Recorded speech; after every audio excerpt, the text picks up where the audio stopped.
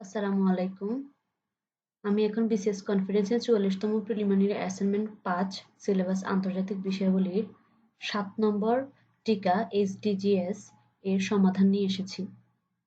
SDGsটা মূলত সহস্র উন্নয়ন লক্ষ্যমাত্রা MDGs এর মেয়াদ ২০১৫তে শেষ হওয়ার কারণে নতুন একটি প্রস্তাবন পরিকল্পনা, যেটি আমরা টেকসই উন্নয়ন প্রস্তাব বা সাস্টেনেবল ডেভেলপমেন্ট গোলস নামে চিনি।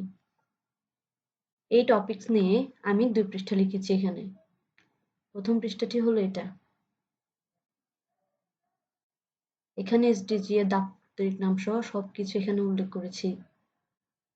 এবং দ্বিতীয় পৃষ্ঠাতে এসডিজি লক্ষ্যমাত্রা কয়টি, সহযোগী উন্নয়ন লক্ষ্যমাত্রা কয়টি, আর এই ১৭টি লক্ষ্যমাত্রার মধ্যে সবচেয়ে মজার বিষয় হচ্ছে বাংলাদেশ থেকে ১৯টি লক্ষ্যমাত্রা প্রস্তাবন করা হয় এবং জাতিসংঘ থেকে ১৫টি সেখানে গৃহীত হয়।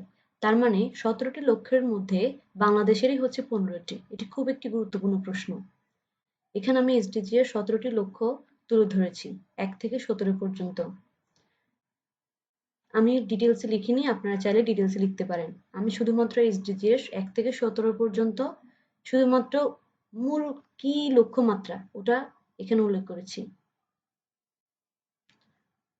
আপনারা যদি উপকৃত হয়ে থাকেন তাহলে অবশ্যই আমার ভিডিওতে লাইক করবেন, শেয়ার করে এবং সাবস্ক্রাইব করবেন। পরবর্তী ভিডিওর জন্য নোটিফিকেশন অন করে রাখবেন। ধন্যবাদ।